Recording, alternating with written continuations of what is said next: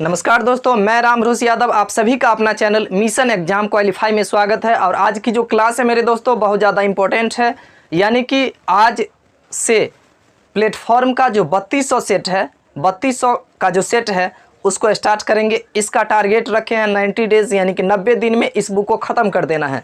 यानी कि जब तक आपका एग्ज़ाम होगा उस एग्ज़ाम से पहले इसको ख़त्म कर देंगे। बहुत ज़्यादा इंपॉर्टेंट है। आपके एग्ज़ाम में इस बुक को पढ़ने के बाद आप यकीन मानिए कि एक भी क्वेश्चंस इससे बाहर नहीं जाएगा। प्रत्येक क्वेश्चंस आप आसानी से कर पाइएगा। मुझे आशा है कि मैं जो आपको समझाने का प्रयत्न करूंगा आपको पूरे का पूरे कॉन्सेप्ट आपके दिमाग में छप जाएगा। तो चलिए दोस्तों आज की क्लास को प्रारंभ करते हैं। इसमें आज का जो क्वेश्चंस होगा पहला से, यानी कि आज तकरीबन 20 क्वेश्चंस करेंगे। तो आज एक से स्टार्ट करते हैं। आपके डिस्प्ले पर क्वेश्चन आएगा, प्रत्येक क्वेश्चंस को मैं बनाऊंगा और आपके डिस्प्ले पर क्वेश्चंस शो होगा। तो चलिए आज का जो पहला क्वेश्चन है उसको करते हैं। देखिए क्वेश्चंस बहुत आसान है। किसी सप्ताह में एक दुकानदार द्वारा साइकिल की बिक्री निम्न चार्ट द्वारा दर्शाई गई है। गुरुवार से शुक्रवार तक कुल कितनी साइकिल बेची गई? तो देखिए मेरे दोस्तों, चार्ट जो दर्शाया गया है उस चार्ट को आप गौर से देखिए। उसमें बोल रहा है कि गुरुवार से रविवार तक कितनी साइकिल बिकी, मतलब गुरुवार से बृहस्पतिवार से कितनी साइकिल बिकी। साइड में देखिए, देख लीजिए बिक्री किस दिन कितना बिका है उसका दर्शा रहा है और नीचे दिन दर्शा रहा है। तो देखिए यहाँ पर गुरुवार को कितना बिका, तो गुरुवार यानी कि थर्सडे को जो साइकिल बिका है आपको 12 साइकिल बिका है। थर्सडे के बाद फ्राइडे को कितना साइकिल बिका, तो फ्राइडे को 10 साइकिल बिका। उसके बाद देखिए शनिवार को यानी कि सैटरडे को कितना साइकिल बिका, तो सैटरडे को मेरे दोस्तों 7 साइकिल बिका। उसके बाद संडे को कितना साइकिल बिका, तो संडे को जो मेरे दोस्तों बिका साइकिल 11 साइकिल बिका। मतलब इस चारों दिन में गुरुवार से लेकर के संडे तक कितना साइकिल बिका है उसको बोल रहा है, पूछ रहा है कि कितना साइकिल बिका। चलिए सभी को जोड़ लेते हैं। 2 7 9 9 और 1 10 का 0 बचा 1 1 1 2 और 1 3, इसमें का 1 4, यानी कि इस चारों दिन में कितना साइकिल बिका है, 40 साइकिल बिका है। मुझे आशा है आपको ज़रूर समझ में आया होगा, क्योंकि ये क्वेश्चंस बार ग्राफ का बहुत ही ज़्यादा आसान क्वेश्चंस था। तो चलिए क्वेश्चन नंबर 2 को करते हैं। प्रत्येक क्वेश्चंस को आप डिस्प्ले पर देखिए। अगर आपको समझ में आता है तो चैनल को सब्सक्राइब कर लीजिएगा, वरना कोई बात नहीं। तो चलिए दोस्तों दूसरा क्वेश्चंस को देखते हैं। देखिए 16 के वर्गमूल तथा 4 के वर्ग का गुणनफल ज्ञात कीजिए। देखिए 16 का वर्गमूल यानी कि 16 का वर्गमूल और 4 का वर्ग। 4 का वर्ग मतलब क्या हुआ, स्क्वायर, यानी कि 16 का वर्गमूल और 4 का वर्ग का गुणनफल ज्ञात कीजिए। मतलब गुणनफल गुना कीजिए। 16 का वर्गमूल मेरे दोस्तों जो कीजिएगा तो 16 का होगा 4 और गुने 4 का स्क्वायर कीजिएगा तो 16 होगा। तो 16 को 4 से गुना कीजिएगा तो 16 चौका 64 होगा। जो ऑप्शंस में आपको मिलेगा वही आपका परफेक्ट उत्तर होगा, जो कि ऑप्शन नंबर बी है, बी उत्तर हुआ। मुझे आशा है कि आपको ज़रूर समझ में आ गया होगा। चलिए अगला क्वेश्चंस को करते हैं। क्वेश्चंस को थोड़ा तेज में करेंगे, उसके बाद ही ज़्यादा से ज़्यादा क्वेश्चंस को बना पाएंगे और आपको प्रैक्टिस हो पाएगा। तो चलिए अगला क्वेश्चन है तीसरा नंबर क्वेश्चन से देखिए 1 माइनस साइन स्क्वायर थीटा भागा 1 माइनस कॉस स्क्वायर थीटा। देखिए यानी कि क्वेश्चंस में ये दिया हुआ है √1 माइनस साइन स्क्वायर थीटा भागा 1 माइनस कॉस स्क्वायर थीटा। तो इसको आप आसानी से हल कर पाइएगा। आपको पता है 1 माइनस साइन स्क्वायर थीटा बराबर क्या होता है, तो सूत्र याद रखना है। 1 माइनस साइन स्क्वायर थीटा बराबर होता है कॉस स्क्वायर थीटा। तो ये हो गया आपको कॉस स्क्वायर थीटा।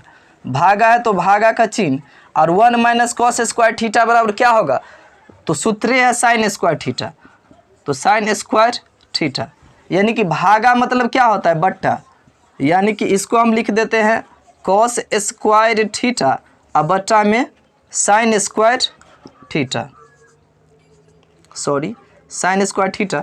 अब बताइए अब इसका जो वर्गमूल कीजिएगा तो यहाँ पर कॉस स्क्वायर थीटा है। कॉस स्क्वायर थीटा का मतलब क्या हुआ, यानी कि रूट में 2 कॉस है, तो बाहर कीजिएगा तो एक कॉस बाहर होगा तो कॉस थीटा बाहर होगा, और बट्टा में साइन स्क्वायर थीटा है, अगर इसको आप बाहर कीजिएगा तो एक बाहर होगा,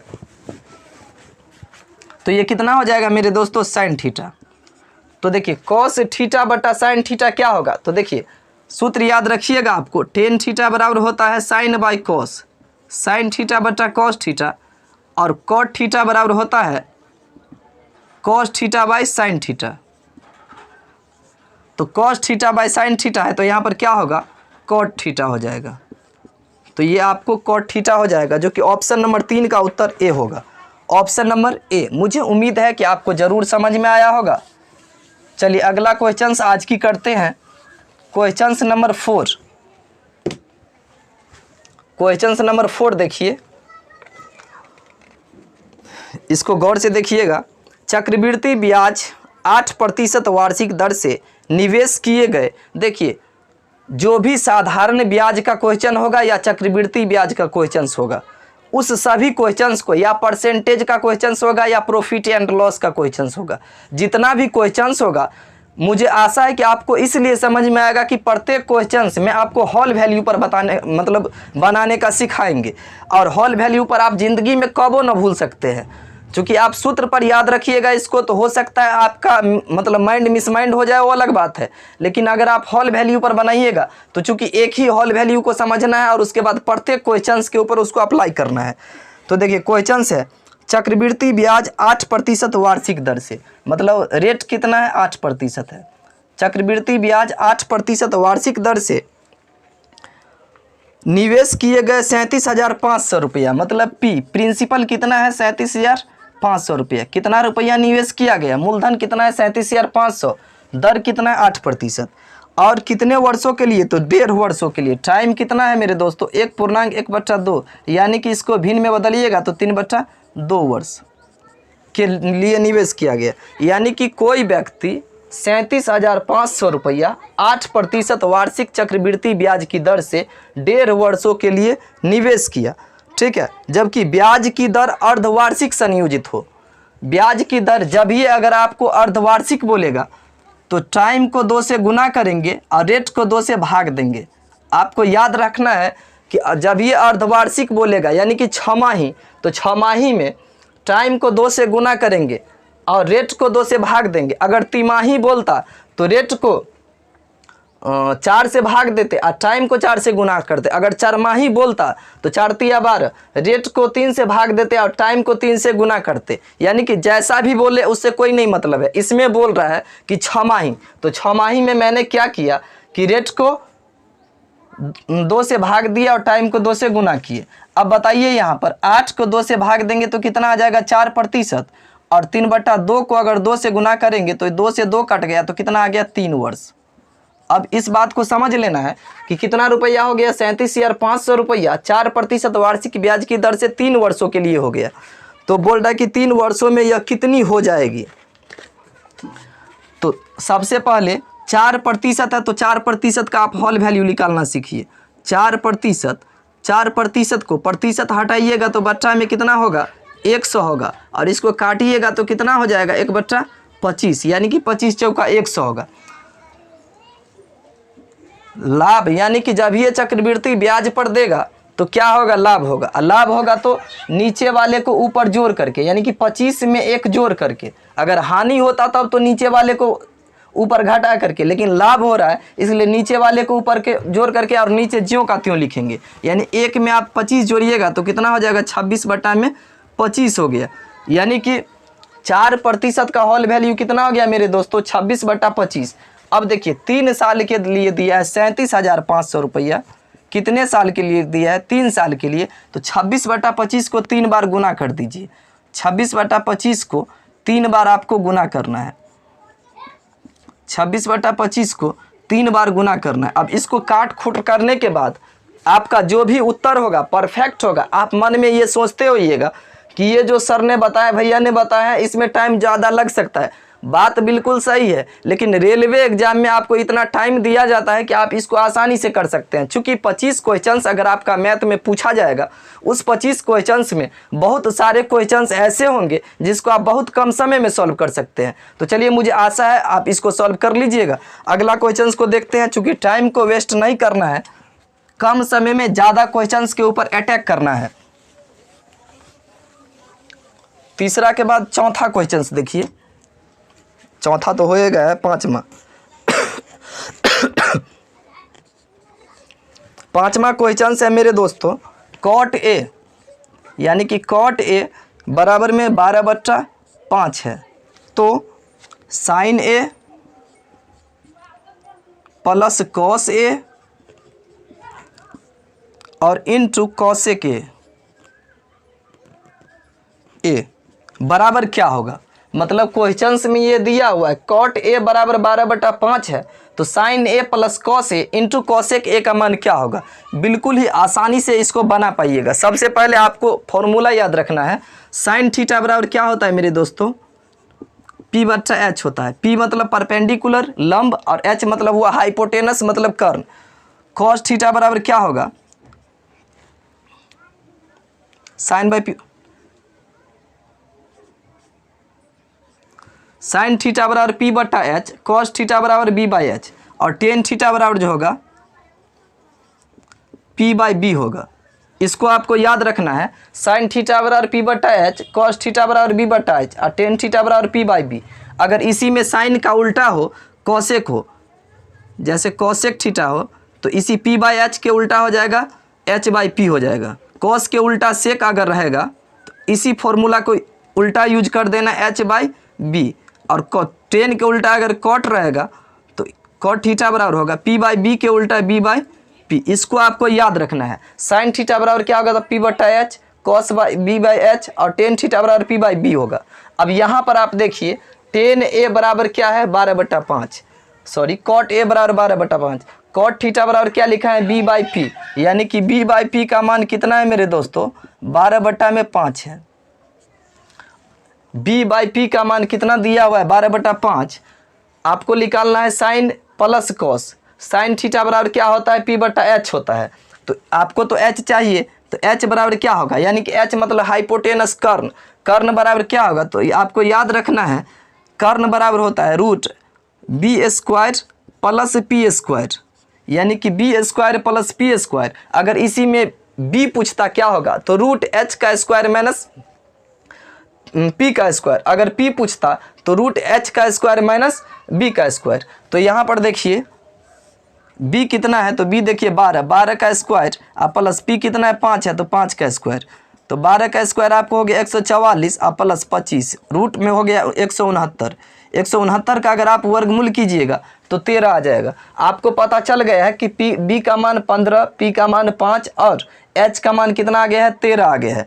तो चलिए इसको आप बनाते हैं, इस क्वेश्चंस को। साइन ए बराबर क्या होगा, तो आपको पता है साइन थीटा बराबर P/H होता है, और P का मान कितना है, 5 है, और H का मान कितना है, 13 है, प्लस कॉस थीटा बराबर क्या होता है, B/H होता है। B का मान कितना है, 12 है, और H का मान कितना है मेरे दोस्तों, 13 है, कोष्टक इंटू कॉसेक थीटा बराबर क्या होता है, तो आपको बताए थे कि साइन ए का उल्टा कॉसेक होता है। साइन थीटा का मान कितना है, 5/13 है। साइन थीटा बराबर P/H होता है, तो कॉसेक थीटा बराबर क्या होगा, इसी के ठीक उल्टा होगा, यानी कि B/H होगा। तो 5 का उल्टा कितना हो जाएगा, 5/13 का उल्टा कितना हो जाएगा, 13/5 हो जाएगा।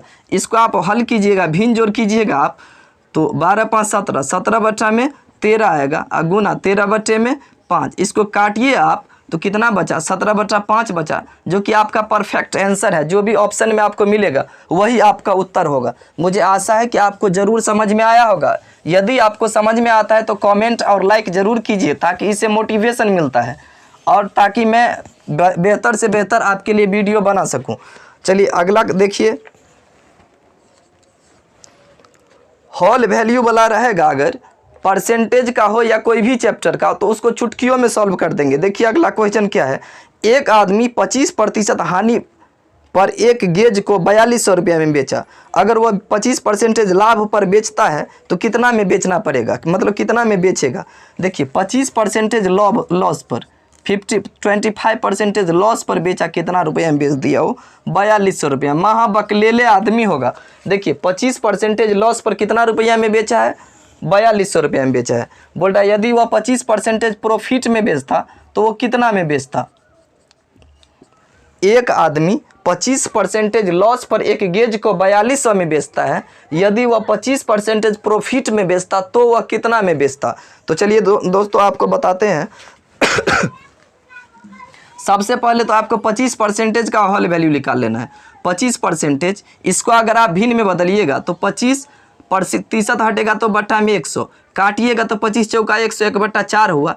लॉस में बेचता है तो अभी हम बताए थे अगर हानि तो ऊपर घटा करके नीचे जीरो का त्यों, यानी कि 3/4, और लाभ होता तो ऊपर जोड़ करके नीचे जीरो का त्यों।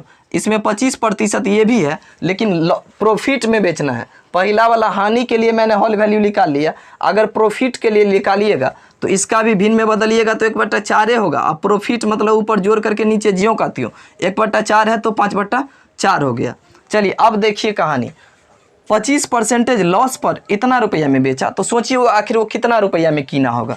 तो यहाँ से CP आ जाएगा। देखिए CP मतलब क्रय मूल्य, कॉस्ट प्राइस। 4200 में जब बेचा तो 25% का हानि हुआ, तो 4200 और ऊपर वाला लॉस का अगर होल वैल्यू का उल्टा गुना करेंगे तो क्रय मूल्य आ जाएगा।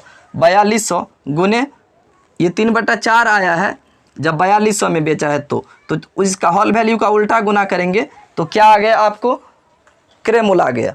तो 4200 का होल वैल्यू का उल्टा तो क्रय, यानी कि परसेंटेज का होल वैल्यू का उल्टा तो क्रय मूल्य आ गया। 4200 को 3 से काटिए तो 14 या 42, 1400, 14 चौका 56, यानी कि कितना आ गया? 5600 आपका क्या हो गया? इसका क्रय मूल्य हो गया। बोल रहा है कितना में बेचेगा कि 25% लाभ होगा, तो SP निकाल लीजिए। 5600 होल वैल्यू का सीधा गुना कीजिएगा तो SP आएगा, और होल वैल्यू का उल्टा गुना कीजिएगा तो CP आएगा। तो 5600 का होल वैल्यू का सीधा 5/4, यानी 5/4 से गुना कीजिए। 56 को 4 से गुना करेंगे तो 14 चौका 56, और 5 को 14 से गुना करेंगे तो 14 पंचे 70, यानी कि 7000। यदि वह व्यक्ति 4200 की अपेक्षा 7000 में बेचता तो वह 25% हानि नहीं होता, हानि का दुर्दशा नहीं होता, जबकि उसे लाभ होता। क्वेश्चन कौन सा? ऑप्शन नंबर C है, जो कि आपका परफेक्ट उत्तर है। मुझे उम्मीद है आपको समझ में आ रहा होगा। यदि आपको नहीं समझ में आता है तो उसको दोबारा देखिए, फिर भी नहीं आता है तो कमेंट आप जरूर मुझे कीजिए। Question number 7।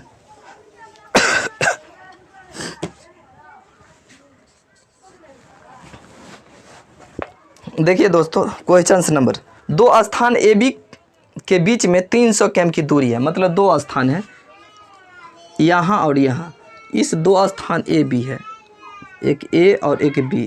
इस दोनों के बीच की दूरी कितना है? 300 km है। इसको थोड़ा ठीक से समझिएगा। दो स्थान AB के बीच की दूरी कितनी है? 300 km है। ठीक है। दो स्कूटर यात्री A और B से एक साथ एक दूसरे की ओर बढ़ते हैं। मतलब एक स्कूटर यहाँ से इस तरफ और एक स्कूटर यहाँ से इस तरफ बढ़ता है। मतलब दो स्थान AB के बीच की दूरी 300 किलोमीटर है, और दो स्कूटर, एक स्कूटर इधर से B की तरफ और एक B से A की तरफ बढ़ते हैं। चलिए ठीक है। उसके बाद क्या है? और 2.5 घंटे में उनके बीच की दूरी 25 km रह जाती है। मतलब ये दोनों स्कूटर जब 2.5 घंटे तय किया, सोचिए ये दोनों A से जो स्कूटर चला है वो भी और B से जो चला है वो भी, ये दोनों स्कूटर जब 2.5 घंटा चला, 2.5 आवर चला, तब इसके बीच की दूरी 50 km रह गया। इसका मतलब क्या बनता है कि जब 50 km दूरी रह गया तो ये दोनों कितनी दूरी तय किया होगा? 50 km कम, यानी कि 50 km कम दूरी तय किया होगा। तो इसका मतलब कितना दूरी तय कर लिया होगा? 250 km तय कर लिया होगा। सोचिए AB के बीच की दूरी 300 किलोमीटर है, A से भी चला B से भी चला, 2.5 घंटे के बाद दोनों के बीच की दूरी 50 km रह गया। 25 km रह गया। इस दोनों के बीच की दूरी कितना रह गया? 25 km रह गया। इसका मतलब क्या बनता है? 275 km दोनों ने मिल करके चल लिया। आखिर आगा स्पीड कितना है? यदि एक स्कूटर की चाल दूसरे से 10 km अधिक है, सोचिए यदि इसकी चाल अगर x होगा तो इसकी चाल x + 10 km आवर होगा। ये कन्फर्म है बात? क्वेश्चन में बोला है कि एक स्कूटर की चाल दूसरे से 10 km अधिक है। मतलब अगर इसकी चाल x है तो इसकी चाल x + 10 है। ठीक। तो बोल रहा है कि प्रत्येक स्कूटर की चाल ज्ञात कीजिए। चलिए ठीक है, अब सोचिए ये x किमी की चाल से चला तो 2.5 घंटे में कितना चला होगा, तो इतना चला होगा। अगर ये x + 10 किमी की चाल से चला होगा तो ये 2.5 घंटे में कितना चला होगा, इतना चला होगा। ये बात कन्फर्म है। तो देखिए x को 2.5 से गुना करेंगे तब ना ये दोनों मिल करके 275 किमी चला। तो x को अगर 2.5 से गुना करेंगे तो 2.5x इसका मतलब चला है ये, और इसको अगर इससे गुना करेंगे तो x को 2.5 से तो 2.5x और प्लस 10 को 2.5 से गुना करेंगे तो ये हो जाएगा 25। अब ये दोनों मिल करके अभी कितना चल लिया है, कितना दूरी 250 किलोमीटर, सॉरी 275। ए वाला कितना दूरी तय किया इतना, और बी वाला कितना दूरी तय किया इतना, और दोनों मिल करके कितना तय कर लिया है इतना। अब देखिए इस दोनों को जोड़िए तो 2.5x 2.5x तो कितना हो जाएगा 5x और प्लस 25 बराबर में कितना हो गया 275 किमी। ये दोनों मिल करके चला है, और ये 25 अगर इधर बाएं तरफ है, दाएं तरफ जाएगा तो क्या होगा, घट जाएगा। तो 5x बराबर कितना हो जाएगा 275 - 25, तो 5x बराबर कितना हो गया 275 में 25 घटाइएगा तो 250 आ गया। अब इसको काटिए 5 × 25 50, यानी कि एक स्कूटर की चाल कितना है 50 किमी है। तो दूसरा का चाल कितना होगा बताइए। अगर इसका स्पीड अगर 50 किमी है और इसका स्पीड इसके अपेक्षा 10 किमी ज़्यादा है तो इसका कितना होगा 60 किमी। तो दोनों स्कूटर की स्पीड कितना हो गया, एगो का 50 किमी तो एगो का 60 किमी होगा। 50-60 वाला ऑप्शन है, ऑप्शन नंबर ए में ही है 50-60 वाला, इसीलिए ऑप्शन नंबर ए आपका उत्तर होगा। मुझे उम्मीद है कि आपको ज़रूर समझ में आया होगा। चलिए अगला क्वेश्चंस को करते हैं। थोड़ा क्वेश्चंस को फास्ट में इसलिए मेरे दोस्तों कर रहे हैं क्योंकि कम समय में ज़्यादा क्वेश्चंस बनाना है, और मेरा ये नहीं है कि समय को ज़्यादा वेस्ट करना है। मुझे यही है कि आप थोड़ा समझ लीजिए सही से और उसके बाद प्रैक्टिस कीजिए अगला क्वेश्चंस पर। चलिए 8वां क्वेश्चंस को देखिए। 8वां क्वेश्चन है मेरे दोस्तों, एक आदमी ने 360 रुपये में 144 संतरे खरीदे और 10% लाभ पर बेच दिए, तो प्रति दर्जन संतरे किस दर से बेचूं। देखिए का CP कितना हो गया, तो 360 बट्टा में 144 इतना में ख़रीदा है, ठीक है। प्रत्येक संतरे का यहाँ पर काटिएगा तो आपको आ जाएगा अपने प्रति दर्जन संतरे। हाँ ठीक है, काटिए इसको 9 से, तो 9 × 36 0, और 9 से तो 16 × 144, 4 से काटिएगा 4 से तो 4 × 16, सॉरी 4 दाहिन 40 और 4 × 16, फिर 2 से भी कटेगा 2 पंचे 10 और 2 दूना 4, मतलब कितना आ गया 5/2। एक संतरे का CP कितना आ गया 5/2 आ गया, ठीक है। 10% पर लाभ पर बेचा, मतलब एक संतरा का क्रय मूल्य मुझे इतना पड़ा है और 10% लाभ पर मुझे बेचना है। 10% का अगर आप होल वैल्यू निकालिएगा तो इसको भिन्न में बदलिएगा प्रतिशत को, तो 1/10 होगा, और लाभ तो ऊपर जोड़ करके नीचे ज्यों कहते हो तो 11/10 हुआ। तो 5/2 में एक संतरा कीने हैं और बेचेंगे कितना, एक संतरे का SP कितना हो जाएगा 5/2, और होल वैल्यू का सीधा गुना करेंगे तो SP आएगा, और SP का होल वैल्यू का सीधा उल्टा गुना करेंगे तो CP आएगा। तो 5/2 हुआ, इसका उल्टा सीधा गुना करेंगे तो क्या आ जाएगा SP आ जाएगा, SP आ जाएगा। एक संतरे का SP कितना होगा देखिए, गुना करके देखते हैं, ठीक। 5 × 5 5 दूना 10, कितना आ गया 11/4 आ गया। मुझे बेचना कितना संतरा है 12 गो संतरा बेचना है, तो एक संतरे का SP इतना रुपया है, तो 12 गो संतरा का SP कितना हो जाएगा, तो 12 से गुना करेंगे तो 4 × 12, और 11 को 3 से गुना करेंगे तो 33, यानी कि कितना आ गया मेरे दोस्तों 33 रुपये आ गया, जो कि ऑप्शन नंबर आपका C है। चलिए अगला क्वेश्चंस को देखते हैं, उसमें मिस हो रहा था। क्वेश्चंस नंबर 9 को देखिए आप। देखिए ए का लंबाई B की लंबाई का 5/8 है, मतलब A का जो लंबाई है B की लंबाई का 5/8 है। क्वेश्चंस बहुत आसान है। B का लंबाई A की लंबाई का अनुपात कितना होगा, तो बोल रहा है A की लंबाई B की लंबाई का 5/8 है, ठीक है। अब इसको सॉल्व कीजिए तो A का लंबाई जो है ना B की लंबाई का 5/8 है। अब इसको सॉल्व कीजिए तो A बराबर B को 5 से गुना करेंगे तो 5B/8, इसको कोना कोनी अब गुना कर दीजिए। तो देखिए यहाँ पर कुछ नहीं, बटा में तो 1, इसको ऐसे गुना और इसको ऐसे गुना, अगर ऐसे गुना करेंगे ऐसे गुना करेंगे, A को 8 से गुना करेंगे तो 8 है, अब बराबर में कितना हो जाएगा 5B। अब AB का मान ज्ञात कर लीजिए, A अनुपात B। तो देखिए अगर A का वैल्यू निकालना है तो A को ढकिएगा, देखिए 8 a बराबर 5 भी है। अगर a का मान निकालना है तो a को ढकिए तो a का मान आ जाएगा, और b का मान निकालना है तो b को ढकिए तो b का मान आ जाएगा। a को ढकेंगे तो कितना बचा 5, तो 5 अनुपात b को ढकेंगे तो कितना आ जाएगा 8। निकालना किसका है आपका 5:8 आया। b की लंबाई a की लंबाई का अनुपात, मतलब b a का लंबाई बोल रहा है ज्ञात करने के लिए, मतलब b अनुपात a क्या हो जाएगा, तो 8:5 होगा, जो कि आपका उत्तर है 8:5। ऑप्शन नंबर डी आपका उत्तर होगा। जैसे क्वेश्चंस इस तरह का आपको आएगा, आप सेकंडों में इसको सॉल्व कर सकते हैं, इसमें कुछ भी नहीं है। 9 के बाद 10वां क्वेश्चन देखिए आप। 2 क्रमागत संख्या ज्ञात कीजिए। 2 क्रमागत संख्या ज्ञात कीजिए जिसमें पहले अंक का 3 गुना और दूसरे अंक के 2 गुने से 5 अधिक है। सबसे पहले ये समझिए आप क्रमागत संख्या क्या होता है। तो प्रथम संख्या मैंने x माना और दूसरा संख्या x+1 माना। क्रमागत संख्या तो वही होगा। तो देखिए क्रमागत संख्या का मतलब क्या हुआ, लगातार संख्या, जैसे 1 2 3 4 5 6 7 8 9 10 11 12 ये क्रमागत संख्या है, ठीक है। तो बोल रहे 2 क्रमागत संख्या ज्ञात कीजिए जिसमें पहले संख्या का 3 गुना, मतलब पहला वाला का कितना 3 गुना, और दूसरे पहले का 3 गुना, दूसरे के 2 गुना, दूसरे का 2 गुना से 5 अधिक है, मतलब अंतर कितना का है 5 का है।